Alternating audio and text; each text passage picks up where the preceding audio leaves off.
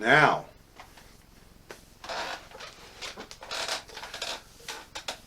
let's talk about what's inside, because it only gets better from here. We're going to start at the second position here. And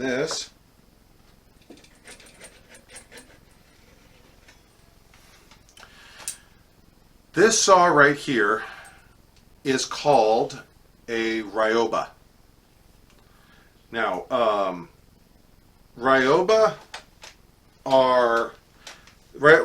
is actually a constructed word in Japanese, and it literally translates to pole saw. That's my understanding of the kanji. If there's a Japanese linguist out there who would care to elaborate on that, I would appreciate the additional information. Why is this Japanese? We just talked about a Dutch toolbox. Am I doing Japanese tools? No. But there's a couple of things about this saw that are relevant for hand tool woodworking, and I want to discuss that. First of all, if you look very carefully, you might see that the teeth on this are pointed this way and this way. This is different from a European style saw. Like I said, this is called a pull saw. Ryoba means pull saw. So when I am using this, what that means is I am laying the blade out and I am cutting with a pull stroke. That's engaging the back of my arms, the back of my wrists, my back and shoulders. With a traditional European saw, that cuts on the push stroke. That's engaging my pectoral, my bicep, very little bit of my back of my arm, forearm, and a lot of thumb and palm muscles to guide that. Now, I have some physical injuries from just my medical history. And now I own a couple of traditional saws, the European traditional style saws in the garage. I use them, fairly often. It's not like I can't use them. But if you were to ask me which motion I prefer doing while cutting, a push cut or a pull cut, I'm going to say the pull cut. So that is, I was exposed to the Ryoba, the Japanese pull saw, actually watching Adam Savage, of all people. If you are not a subscriber to Adam Savage and Tested and his one-day builds, I highly advise you to. His philosophies about troubleshooting and creation and making things and shop organization are frankly timeless. These are things that I think any SCA'er can apply to their game just as readily as a modern cosplayer could to theirs. So if you are not subscribed to Adam Savage, I highly encourage you to do that on his YouTube channel. But that brings us back to the saw. Now, like I said, this has two sets of teeth on it. Why does it have two sets of teeth on it? And the fact of the matter is that in Europe, you would need two saws. Now, that's not why I got this. As you can see, there's a second saw, and we'll talk about that in a minute. I would have gotten this if it just had one side as well. Two different teeth for two different jobs. If you are cutting across the grain of a piece of wood, you have to sever the fibers. But if you are cutting along the grain, you're no longer severing the fibers, you're ripping them out as you go. And that's a different action. That is a different set of physical demands on the blade. You have a rip saw. That is the saw whose teeth are designed to cut along the fibers. And you have a cross-cut saw whose teeth are designed to sever the fibers. And if you look very carefully at this, this has a set of very, very fine teeth here. Very fine. And they are razor sharp. Like, I can run my finger down this side, not a problem. Going this way, they catch, and if I put any pressure on them, I have no doubt they're going to open me up. This side, with its hardened teeth that are razor sharp, very small, are designed to cut across the fibers. This one, however, much larger teeth, and they are sharpened differently. This is designed to shred the fibers along their length and peel them out along a clean cut. So this is a Japanese pull saw that I use. This is my primary saw I use for woodworking. I have another one. This is a high dollar one. Well, upgrade for me. My original one was like $18. This one was $40.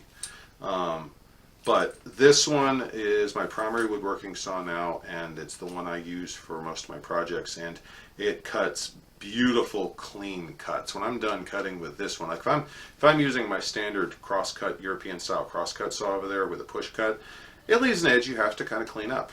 It just, it's rough. Most saws are rough. You need a file or a sanding block to clean up the edge. This one, no, it leaves a smooth face. It's beautiful that way. So, and I just have it mounted right in here. And, there we go. And it just sits right in its own little cradle. And I've got a pin right here that holds it in place.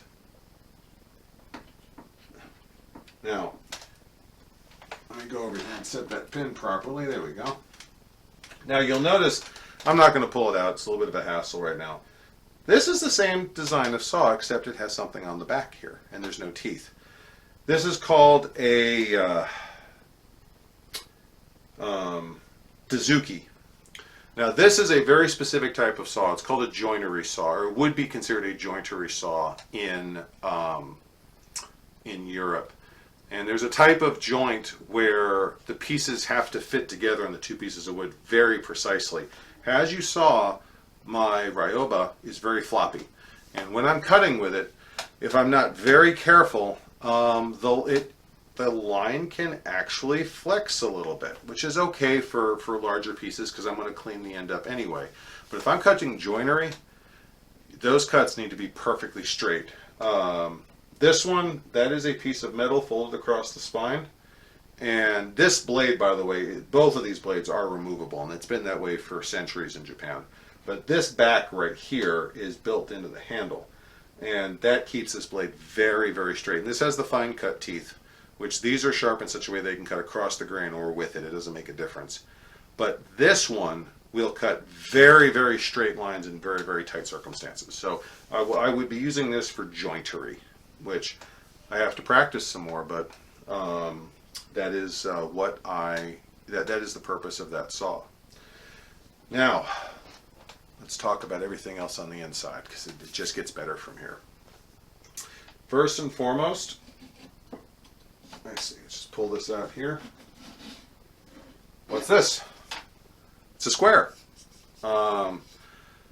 Squares are very important. They have been since the time of the pharaohs and before. Squares were used by masons, by shipbuilders, woodworkers of all description, and they are one of the cornerstones of woodworking, historical and modern.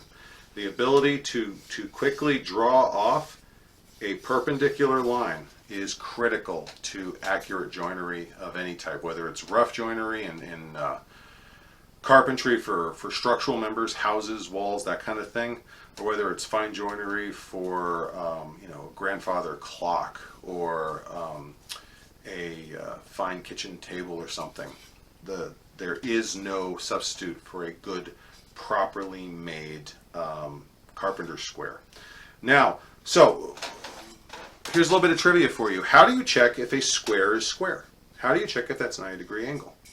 And you can't say put another square up to it. That's a cop-out. There's a way of doing this. So here's what you do. Take a straight line. Take a straight edge of a surface, the edge of your table or whatever. Fold a piece of paper over the edge so the paper goes to the edge, and then hold it down. And you could do this you do this with a pencil or a pen or a knife on your table. It doesn't make a difference. Put this right up against the edge, so that this part here is registered against the edge, and go to this outside edge or the inside, either or. Probably want to do both, and strike a line. Now, turn it around. Put it so it's right next to the line, not on top of it, but maybe a ½ inch over. Draw another line. If it's square, those lines should be perfectly parallel. And if they are not perfectly parallel, you need to figure out what went wonky on this. You need to fix it. That's how you check your square. They still teach that today in some carpentry schools, but the reality is that historically, in the classic Middle Ages and back, checking your square was a thing that had to be done because squares, it's two different pieces of wood. They can get knocked out of alignment. The paint or the glue can break. The pins can bend, or the wood swell. There's plenty of things that can knock it out of square. So let's go over here. What are these? Chisels. These, I am here to tell you, are quickly becoming my favorite tool. We have known what chisels are, and we have been using them for centuries, and they never really fell out of style. Even modern woodworkers still use chisels to this day. Here's a very narrow one. I think this one is I think it's a 1/4 inch. But whether you're doing mortise and tenon, or you're doing rebates, or excuse me, rabbets as Americans say them, or you're doing, you can cut curves with these, believe it or not. You can take a piece of wood, if it's the outside edge, if you're rounding off an edge, you absolutely can take these and do a real aggressive cut with the bevel down, and you can knock off huge corners. You can get that wood down to, and I've seen some finished shapes. Matter of fact, some of the curves on the saw I showed you at the beginning were done with actually, this very chisel. So it absolutely can be done. There's some techniques to it, and that's not the point of this video, but chisels are very, very versatile, and that's something that I've learned very quickly are tools that you should own and maintain and be respectful of, because they are just so useful. And if anyone's curious, this particular set of chisels, I got them from Harbor Freight for $12. These are not some high dollar runaway chisels. If you want to start doing this, like I said, these are about $40 a piece. So this is something you might want to build up to, or especially if you're not used to that type of saw, you might want to get a more traditional European push cut saw. But in terms of the chisels, this is $12. It's not a big deal. So what do we have here?